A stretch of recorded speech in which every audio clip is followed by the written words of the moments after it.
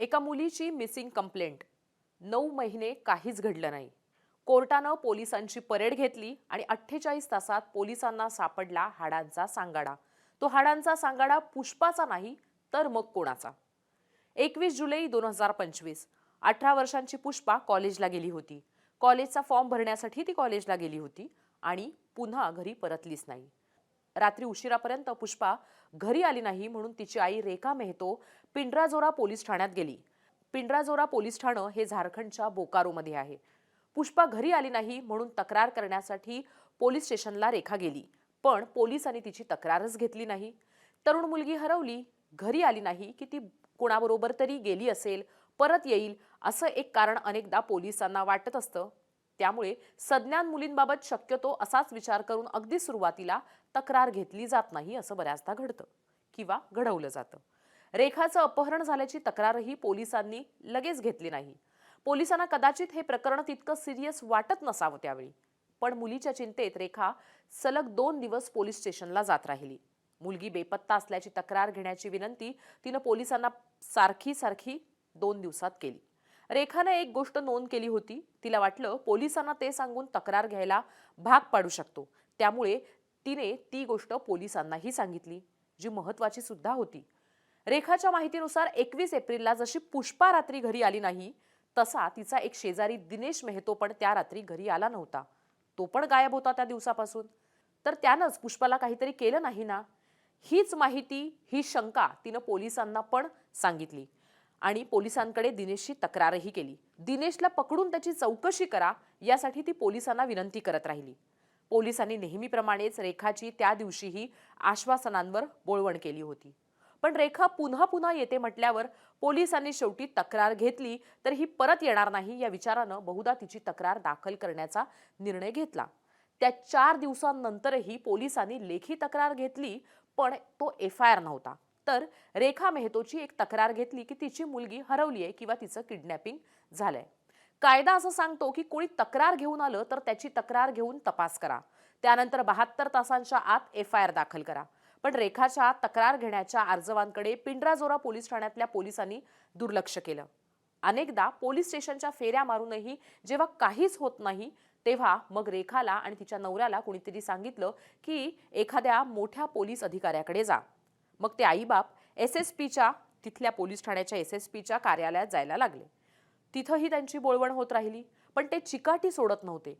दिवसभर त्या SSPच्या त्या ऑफिसच्या बाहेर बसून राहत होते. कारण त्यांना चिंता होती त्यांच्या हरवलेल्या मुलीची, जी घरी परत सुद्धा आलेली नाहीये आणि तिचं काहीतरी झालं असावं अशी त्यांना भीती वाटत होती. त्यांना भीती वाटत होती की पुष्पाबरोबर काहीतरी चुकीचं घडलंय, कुणीतरी तिला मारलंय, कुणीतरी तिला संपवलंय असं त्यांना वाटत होतं. सरते शेवटी त्या SSPला त्या मायबापाची दया येऊन त्यांनीच पोलिसांना किमान FIR घ्या असं सांगितलं आणि त्यानंतर पिंड्राजोरा पोलीस ठाण्यातल्या पोलिसांनी FIR घेतलं. पुष्पाच्या किडनॅपिंगची FIR घेतली तेव्हा पुष्पा हरवून 13 दिवस उलटून गेले होते. FIR नंतर मग पोलिसांनी दिनेश मेहतोला चौकशीसाठीही बोलावलं, कारण रेखा मेहतोची तशी तक्रार होती, तशी तिची मागणी होती आणि तिला त्याच्यावर संशय होता. तर मग या दिनेशच्या चौकशीनंतर पोलिसांनी अगदी काही वेळातच दिनेशला घरी सुद्धा सोडून दिलं. पुष्पाचे आईबाप दिनेशबद्दल सांगत होते, पोलिसांकडे तक्रार घेतली, त्याला अटक करा अशी मागणी सुद्धा करत होते. पण तरीही पोलिसांनी दिनेशला सोडून दिलं. दिनेश हुशार होता. त्याने पोलीस आपल्याला त्रास देऊ नये म्हणून पोलिसांनाच आता आपल्या जाळ्यात ओढायला सुरुवात केली. तुम्ही मला त्रास देऊ नका, त्या बदल्यात मी तुमच्यासाठी काय करू ते मला सांगा. दिनेशने आता पोलिसांनाच ऑफर दिली होती. पोलिसांनी या संधीचा फायदा घेतला आणि दिनेशकडून पैसे घेतले, दारूची मागणी केली आणि त्यानंतर अनेकदा पोलिसांनी या दिनेश मेहतोकडनं पिंड्राजोरा पोलीस ठाण्यातच दारू मागवून घेतली. दिनेशने ती पोलीस ठाण्यात नेऊन पोलिसांना पोहोचवली. महत्वाचं म्हणजे हळूहळू दिनेश त्याच पोलीस ठाण्यात पोलिसांबरोबर दारू सुद्धा प्यायला बसायला लागला. क्राईम तकचे बोकारातले रिपोर्टर संजय कुमार, त्यांना तेव्हा तिथे माहिती मिळाली होती की अशीच एकदा पोलीस ठाण्यात पार्टी सुरू असताना दिनेशने आपल्या गुन्ह्याची कबुली पण एका पोलिसाकडे दिली. म्हणजे पुष्पाला मारल्याचं त्यानं दारूच्या नशेत तिथल्या एका पोलिसाला सांगून टाकलं होतं.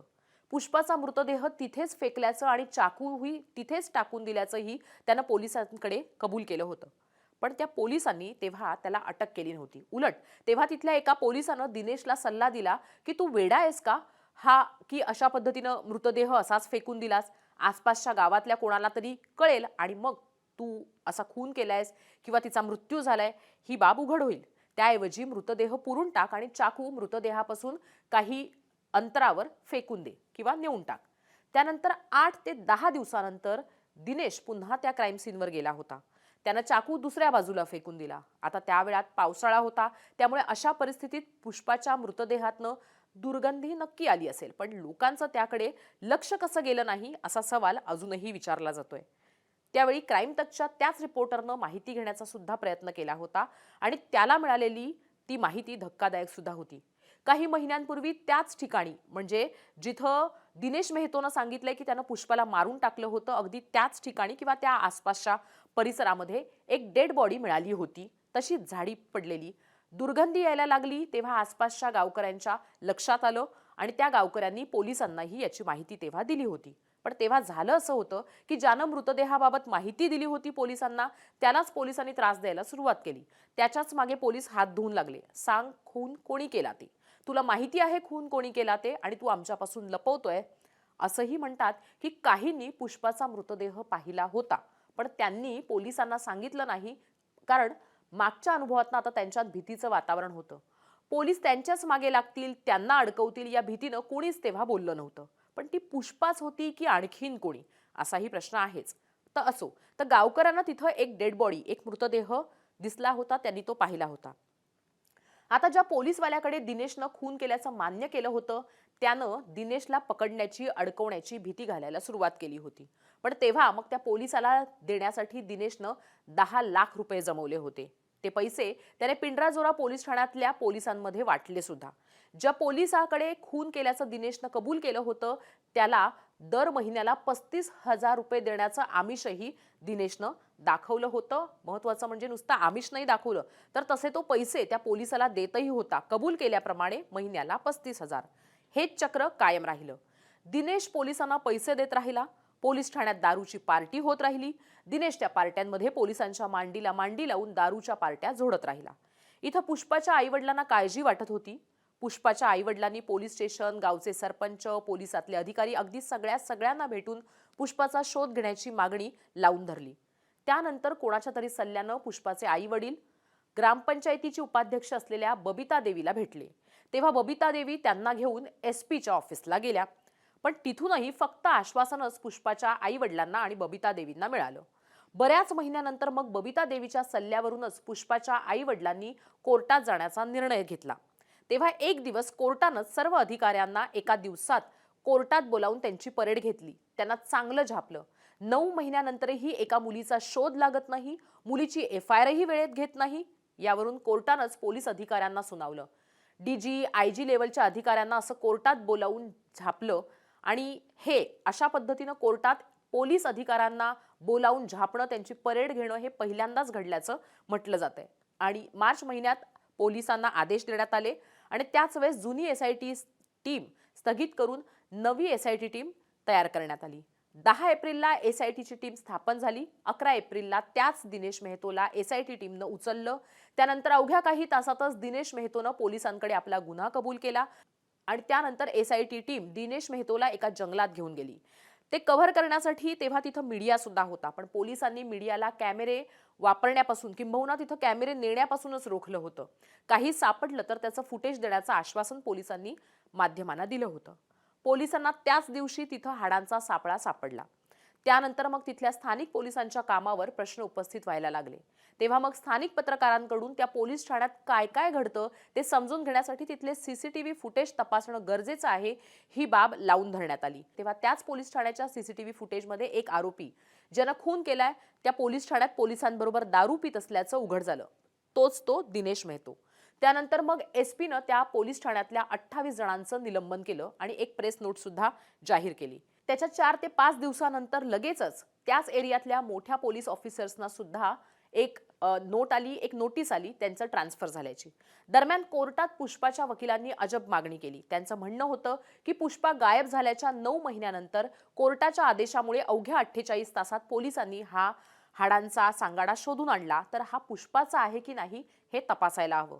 आणि हे अगदी योग्य आणि बरोबर सुद्धा होतं, कारण पुष्पाच्या वकिलांना संशय होता की तो हाडांचा सापळा अनेक वर्ष किंवा अनेक महिने जुना आहे आणि पुष्पा 9 महिन्यांपूर्वी हरवली होती आणि त्यामुळे हा हाडांचा सांगाडा हा पुष्पाचा नाही, हा 3 ते 4 वर्ष जुना हाडांचा सांगाडा दिसतोय. त्यामुळे पुष्पाचा हाडांचा सांगाडा आहे की नाही याची खातरजमा व्हायला हवी. तेव्हा मग कोर्टानंही यावर विश्वास ठेवला आणि त्या हाडांच्या सांगाड्याची फॉरेन्सिक चाचणी करण्याचे आदेश दिले. कारण पुष्पाच्या हाडांचा हा सांगाडा आहे का याची तपासणी व्हावी यासाठी तशीही डीएनए टेस्ट करावीच लागणार होती.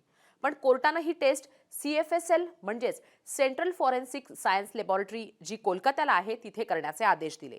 कारण आता स्थानिक यंत्रणेवर कोर्टाचाही विश्वास नव्हता किंवा तो तसा विश्वास ठेवणं हे एक प्रकारे संशय निर्माण करणारं ठरलं असतं. म्हणून CFSL कडे हा जो हाडांचा सांगाडा आहे तो सोपवण्यात आला डीएनए टेस्टसाठी.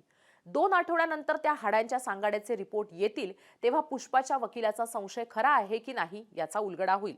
पण कोर्टानं जर का त्या दिवशी बोकारो मधल्या सर्व वरिष्ठ पोलीस अधिकाऱ्यांसह तपास कर्मचाऱ्यांची परेड घेतली नसती तर 48 तासात तो हाडांचा सांगाडाही सापडला नसता. कोर्टाच्या आदेशानंतर तो हाडांचा सांगाडा सापडला, पण तो पुष्पाचा आहे का याचा उलगडा होणं अत्यंत महत्त्वाचं आहे. त्यातही महत्त्वाचं म्हणजे दिनेशनं पोलिसांच्या चौकशीत सांगितलंय की पुष्पा त्याच्या मागे लग्न करण्यासाठी लागली होती. तिचं म्हणणं होतं दिनेशला की आपण लग्न करूयात, त्यामुळे त्याने तिला मारून टाकलं. आता पोलिसांच्या चौकशीत दिनेशनं ही माहिती दिली आहे खरी, पण पुष्पाचं लग्न ठरलं होतं आणि ती त्या लग्नानं खुश होती असे तिचे कुटुंबीय सांगतायत. त्यामुळे पुष्पाला दिनेशने मारलं तर नक्की कसं आणि त्याचं कारण काय याचा सध्या पोलीस तपास करतायत. सध्या त्या मानवी सांगाड्याची मिस्ट्री सुटणं गरजेचं आहे. तो हाडांचा सांगाडा पुष्पाचा नसेल तर मग इतर कोणाचा आहे का? ज्या ठिकाणी या आधीही मृतदेह आढळलेत असं म्हणतात, त्या ठिकाणी असे किती आणि कोणाचे मृतदेह सापडलेत याचा तपास होणार का? तपास झालाय का? अशा अनेक प्रश्नांची उकल त्या सांगाड्याच्या डीएनए टेस्ट रिपोर्टच्या नंतर समोर येईल. अर्थात कोर्टाच्या आदेशानंतर तो सांगाडा समोर आल्यामुळेच कोर्टालाच यामध्ये अधिक लक्ष घालावं लागेल असं म्हटलं जातंय. पण प्रश्न आहे तो म्हणजे की पुष्पाला मारलं कसं आणि का आणि याचा उलगडा कधी होईल याकडे सगळ्यांचं लक्ष आहे.